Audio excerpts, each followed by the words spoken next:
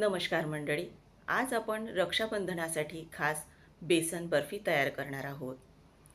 करायला अगदी साधी सोपी अशी ही रेसिपी आहे. हीच बेसन बर्फी जेव्हा आपण बाजारातून विकत आणतो तर त्यासाठी आपल्याला किती सारे पैसे मोजावे लागतात. आज आपण ती घरच्या उपलब्ध साहित्यापासून आणि कमी खर्चात तयार करणार आहोत.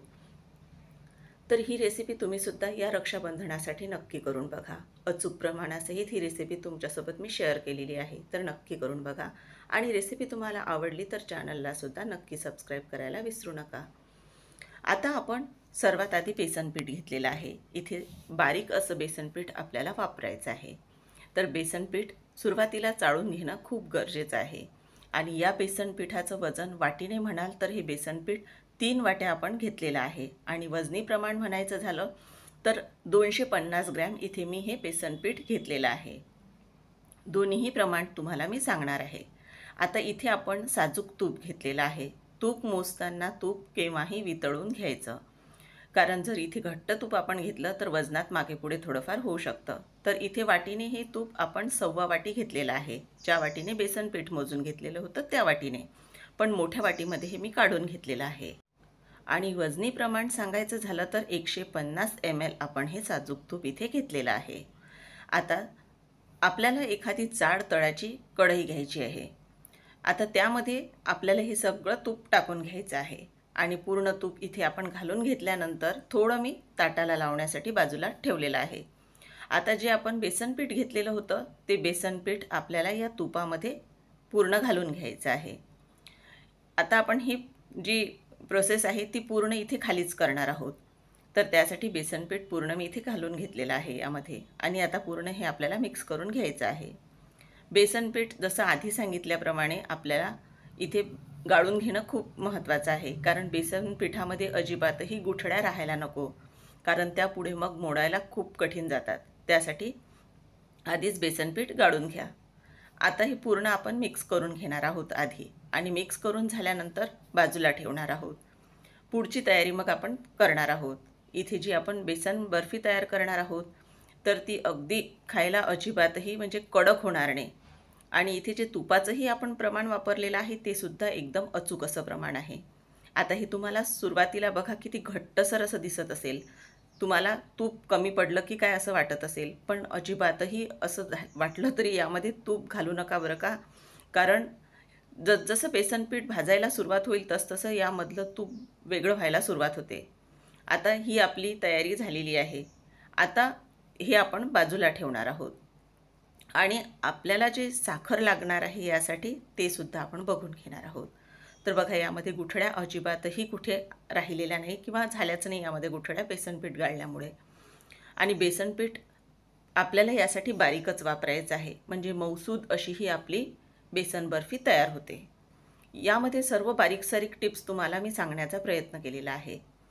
आता इथे आपण जी साखर घेतलेली आहे तर ती वाटीने म्हणायचं झालं तर 2 वाट्या अगदी काठोकाठ भरून घेतलेली आहे मी. वाटी भरल्यानंतर परत त्यावर शीक पडेपर्यंत आपल्याला ती वाटी भरून घ्यायची आहे. आणि वजनी प्रमाण म्हणाल तर इथे 360 ग्राम एवढी मी साखर घेतलेली आहे.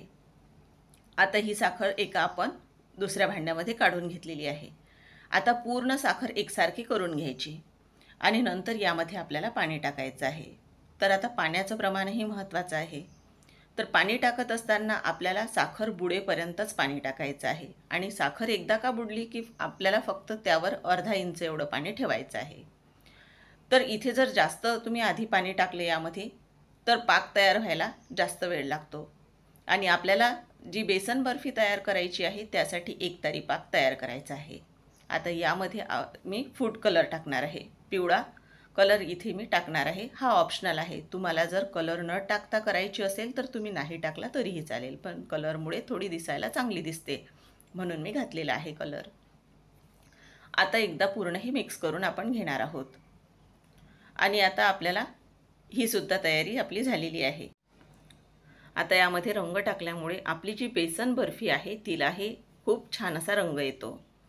आता आपण हे बाजूला ठेवू आणि जे ताटामध्ये आपल्याला बेसन बर्फी सेट करायला ठेवायची आहे, आपण जे थोडंसं साजूक तूप ठेवलेलं होतं वाटीमध्ये ते या ताटामध्ये आपल्याला घालून घ्यायचं आहे. आणि आपल्याला ब्रशनी किंवा हाताने पूर्ण ताटाला तूप लावून घ्यायचं आहे. म्हणजे आपल्याला लगेच जेव्हा बेसन बर्फी तयार होईल तेव्हा हे ताट आपल्याला तयार पाहिजे. त्यासाठी हे मी तयारी आधीच करून घेतलेली आहे.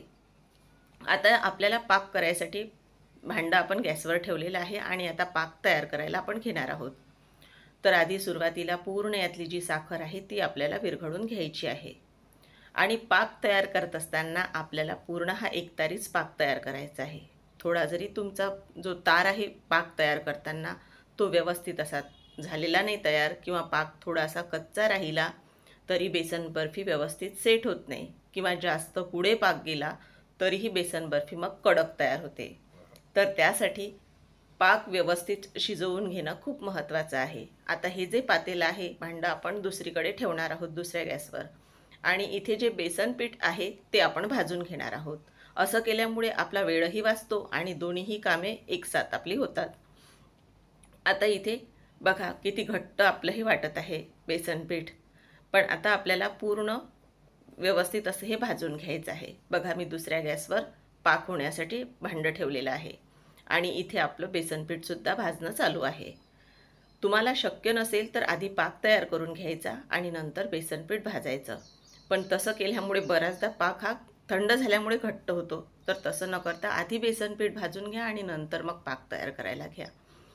तर इथे बघा पाक जिथे गॅस लावलेली आहे मी ती गॅस मीडियम ठेवलेली आहे आणि इथे बेसन पीठ जेव्हा भाजत असतो आपल्याला तेव्हा लो टू मीडियमच्या मधात गॅसची स्पीड आपल्याला ठेवायची आहे. आणि घड्याळ लावून हे बेसन पीठ आपल्याला 17 ते 18 मिनटं भाजायचं आहे. आता इथे बघा याचा हलकासा रंग बदलायला आता सुरुवात झालेली आहे, पण अजूनही बेसन पीठ भाजायचं राहिलेलं आहे. बेसन पीठसुद्धा थोडंही कच्चं राहायला नको, किंवा गॅसची स्पीड जर मोठी असेल तर त्याचा रंगही बदलायला नको. त्यामुळे बेसन वडी चवीतही फरक पडतो आणि रंगातही फरक पडतो. अधूनमधून पाकसुद्धा आपल्याला चेक करत राहायचं आहे. तर इथे परत आपण आपलं जे बेसन पीठ आहे त्याला भाजायला सुरुवात करणार आहोत. तर इथे बघा एकदा पाक मी तुम्हाला चेक करून दाखवते, कारण अधूनमधून हे करणं खूप गरजेचं आहे. तर बघा इथे यामध्ये तार यायला सुरुवात झाली आहे की नाही ते एकदा चेक करू. पण बघा अजूनही आपला पाक शिजायचा राहिलेला आहे, यामध्ये तार तयार होत नाही. तर इथे आपण बेसन पीठ भाजून घेणार आहोत. तर इथे गॅसची स्पीड मी कमी केलेली होती, कारण बेसन पीठ भांड्याच्या तळाला म्हणजे लागू नये आणि ते थोडंसं असं त्याचा रंग बदलू नये, त्यासाठी आपल्याला गॅसची स्पीड कमी करून घ्यायची. आणि परत हे बेसन पीठ आपण भाजून घेणार आहोत. जसजसं बेसन पीठ आपलं भाजलं जाईल तसतसं हे जे बेसन पिठाचं मिश्रण आहे ते सैलसर व्हायला सुरुवात होते. घट्ट वाटत असल्यास अजिबातही तूप टाकू नका यामध्ये, कारण मग तुपाचं प्रमाण आपलं थोडं मागे पुढे होऊ शकतं आणि त्यामुळे वडीही बिघडू शकते. तर असं न होता तर इथे बघा आपण परत एकदा हे मी दाखवते तुम्हाला. बघा कसं तयार झालेलं आहे, किती सैलसर असं तयार झालेलं आहे. तर इथे आता आपण जवळपास घड्याळ लावून माझी 17 मिनटं झालेली आहेत, पण आता इथे आपण अजूनही मिनिटभरासाठी हे परतून घेणार आहोत. आणि आता आपलं परतून झाल्यानंतर इथे गॅस मी बंद केलेला आहे, कारण आपलं जी कढई आहे ती जाड तळाची आहे आणि ती अजूनही गरमच आहे. आता पाक आपला अजून तयार झालेला आहे की नाही ते एकदा चेक करूयात आपण. तर इथे बघा चमच्याने तुम्हाला सांगते मी, अलगद चमचा तुम्ही वर पकडल्यानंतर जसा थेंब खाली पडतो तसा एक त्यामध्ये तार तयार व्हायला सुरुवात होते. तर ते सुद्धा त्या पद्धतीने तुम्ही चेक करू शकता. तर इथे बघा अजून यामध्ये हलकीशी तार यायला सुरुवात झालेली आहे, पण इथे तुम्हाला मात्र आता पाकाकडे लक्षच द्यायचं आहे, कारण लगेच पाक जर पुढे गेला तर तो जास्त मग वडी घट्ट तयार होते. त्यामुळे आता एक थेंब मी टाकून बघितलेला आहे, थोडा थंड होऊ देऊया आणि तुम्हाला आता यामध्ये तार तयार झाली आहे की नाही ते चेक करूयात. तर इथे बघा यामध्ये व्यवस्थित अशी तार व्हायला सुरुवात झालेली आहे, म्हणजे स्पष्ट अशी ही तार आपल्याला दिसत आहे. म्हणजे आपला पाक एकदम परफेक्ट असा तयार झालेला आहे बेसन बर्फीसाठी. तिथे आपण जी बेसन भाजून ठेवलेलं आहे तर त्या कढईखालची गॅस बंदच आहे. तर इथे बघा आता मी गॅस चालू केलेली आहे आणि एकदम कमी इथे गॅसची स्पीड ठेवलेली आहे. आता यामध्ये आपल्याला जो तयार पाक आहे तो घालून घ्यायचा आहे आणि पूर्ण पाक एकसाथच घालायचा आहे. आता पाक घातल्यानंतर यामध्ये आपल्याला इलायची पूड घालायची आहे. आता इलायची पूड घातल्यानंतर इथे बघा तुम्ही थोडीफार आवडत असेल तर जायफळ पूडसुद्धा घालू शकता. जायफळ पूडने सुद्धा बेसन बर्फी चवीला छान लागते, पण इथे मी फक्त इलायची पूडच घालणार आहे. आता सगळं एकसाथ मिक्स करून घ्यायचं आणि हे मिश्रण लगेचच घट्ट व्हायला सुरुवात होते. फक्त मी सांगितल्याप्रमाणे पाक तुमचा हा एकतारीच या बेसन बर्फीसाठी आपल्याला लागणार आहे. थोडाही पाक कमी जर तुमचा झालेला असेल तर बेसन बर्फी व्यवस्थित सेट होणार नाही किंवा तिला जास्त वेळ लागणार आहे.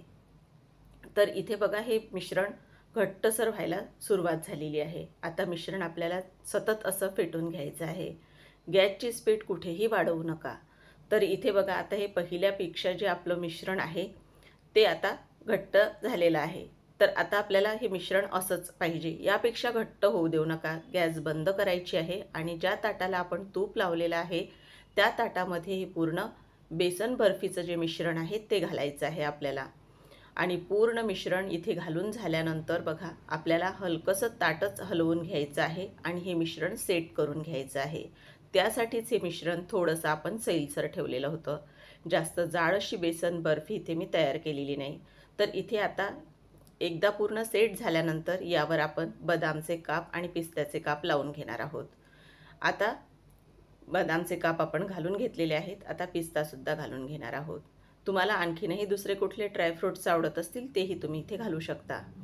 तर इथे आता बदामचे काप आणि पिस्त्याचे काप याला चिटकून राहण्यासाठी आपण एका वाटीला साजूक तूप लावून घेतलेलं आहे आणि हलकंसं तुम्ही वरून असं टॅप केल्यानंतर हे पूर्ण यावर चिटकून बसतं. कारण ही जी बेसन बर्फी आहे सध्या ओलसर आहे, त्यामुळे हे लगेचच काप याला लावून घ्यायचे.